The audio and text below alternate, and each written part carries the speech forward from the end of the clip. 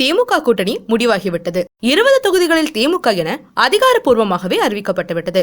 ஆக திமுக கூட்டணியில் தேமுதிக இல்லை என்பதும் உறுதியாகிவிட்டது. தேமுதிகவை அதிமுக கூட்டணிக்குள் கொண்டுவர எடுக்கப்பட்டு வரும் முயற்சிகளை தொடர்ந்து மின்னம்பலத்தில் கூறி வருகிறோம். எடப்பாடியும் பன்னீரும் கூட்டணி தொடர்பான பேச்சுவார்த்தைகளில் ரொம்பவே தீவிரம் காட்டி வருகிறார்கள். இன்று காலை தலைமை செயலகத்தில் 500 புதிய பேருந்துகள் தொடங்கி வைக்கும் விழா நடந்தது. அந்த விழாவுக்கு பிறகுதான் அன்புமணி தலைமை செயலகத்துக்கு வந்து முதல்வரை பார்த்துவிட்டு போனார். அதன் பிறகு பன்னீர் மற்றும் அமைச்சர்கள் தங்கமணி, வேலுமணி ஆகியோருடன் நீண்ட நேரம் பேசியிருக்கிறார் முதல்வர் எடப்பாடி பழனிசாமி. அப்போது எனக்கு இப்போ வரைக்கும் வந்திருக்கும் ரிப்போர்ட் படி நம்ம கூட்டணி ரொம்பவும் ஸ்ட்ராங்கா தான் இருக்கு. நாம அவங்கள பார்த்து பயப்பட தேவையில்லை. பாமகவை நிறைய விமர்சனம் பண்றாங்க. விமர்சனம் பண்ற யாரும் வன்னியர்கள் கிடையாது. பாமகவுக்கு விழப்போவது வன்னியர்களின் ஓட்டு மட்டும் தான். அது நமக்கு வந்தால் போதும். கொங்கு ஈஸ்வரன் அங்கே போயிட்டதால இன்னும் சில கொங்கு அமைப்புகளில் இருந்து என்கிட்ட பேசினாங்க. அப்படி தனியாக கொங்குக்கு சீட் கொடுக்க முடியாதுன்னு சொல்லிட்டேன். கொங்குக்காக எதுக்கு தனியாக சீட் கொடுக்கணும்? கொங்கு என்றால் நான் இருக்கேன், தங்கமணி இருக்காரு, வேலுமணி இருக்காரு, அது போதாதா? மாண்புமிகு திரு SP வேலுமணி ஐயா அவர்களுக்கு நமது கொங்கு இன தலைவர் திரு தேவராஜ் அவர்கள் பொன்னாடை அணிவிக்கின்றார்கள்.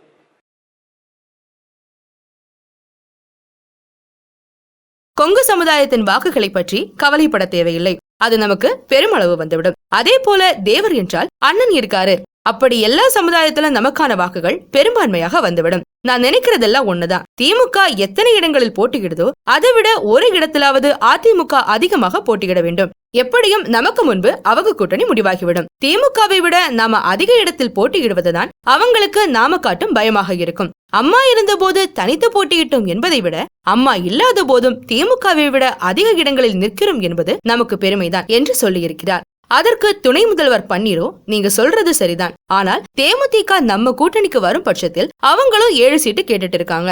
அந்த கணக்குப்படி பார்த்தால் 7+7+5+1+1 என மொத்தம் 40 தொகுதிகளில் 21 சீட் கூட்டணிக்கே போயிடுது. மிச்சம் நமக்கு இருப்பது 19 தான் என கணக்கு சொல்லி இருக்கிறார். அதை கேட்டு சிரித்த எடப்பாடி, நானும் அதை யோசிச்சேன், தேமுதிகவுக்கு 7இல் எதுவும் குறைக்க முடியுமான்னு பாப்போம் என்று சொன்னாராம். விஜயகாந்த் ஒரு நிலை எடுத்தால் அதை பெரும் வரை தன் பிடிவாதத்தை விட்டு கொடுக்கவே மாட்டார். அதுதான் இன்றைய கோயம்பேடு தேமுதிக ஆபீஸில் நடந்த கூட்டணி தொடர்பான கூட்டத்திலும் நடந்திருக்கிறது.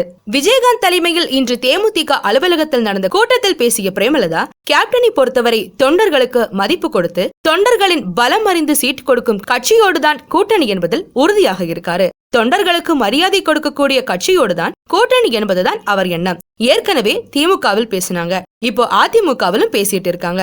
யாரு பேசினாலும் நாம எதற்கும் காம்ப்ரமைஸ் செய்துகிட்டு சீட் வாங்கிட்டு போக வேண்டிய அவசியம் நமக்கு இல்ல. பாமகவுக்கு 7+1 கொடுத்தாங்க என்றால் நமக்கு அதுக்கும் குறைவில்லாமல் கொடுக்கணும் என்றுதான் கேட்டிருக்கோம் என்றாராம். தலைவர் என்ன முடிவு எடுக்கிறாரோ அதுக்கு நாங்க கட்டுப்படுறோம் என நிர்வாகிகள் வழக்கம் போலவே சொல்லி இருக்கிறார்கள். கடைசியாக பேசிய விஜயகாந்த், நம் தொண்டர்களின் பலம் அறிந்து சீட் கொடுப்பவர்களுக்கு மட்டும்தான் நம் ஆதரவு. இல்லனா நான் வேற மாதிரியான முடிவெடுப்பேன். நான் எந்த முடிவெடுத்தாலும் உங்களை மனதில் வைத்து முடிவெடுப்பேன். தைரியமாக இருங்க என்று முடித்திருக்கிறார்.